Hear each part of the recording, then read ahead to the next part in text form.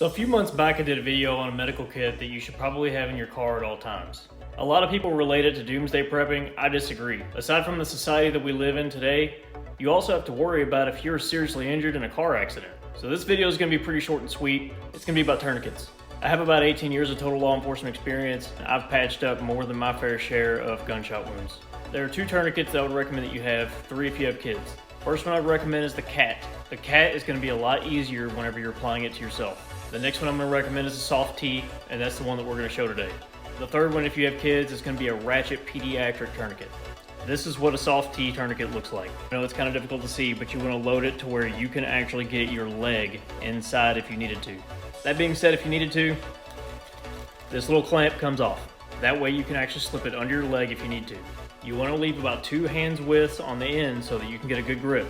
Now I had to pre-tighten this because again the soft T is not recommended for somebody applying it to yourself.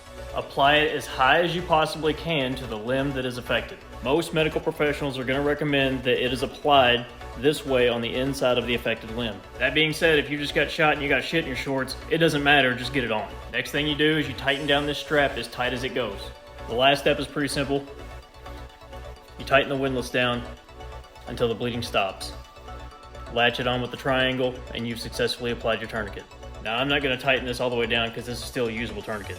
And once you use a tourniquet once, don't ever use that tourniquet again. Buy a new one. If you want to train with one, that's great, but you're going to have to buy an extra one. I wouldn't worry too much when it comes to how long you're going to have the tourniquet on, because you can have a tourniquet applied for several hours before you get to the hospital, and you won't lose the limb. Remember, when it comes to tourniquets, you only want to apply it if it's arterial bleeding. That means super bright red blood. Now, if it's dark and you can't really tell if it's oozing, I wouldn't apply it. If it's squirting, go ahead, throw it on. When in doubt, throw it on anyway. If you found this video helpful, give me a follow. I really appreciate it.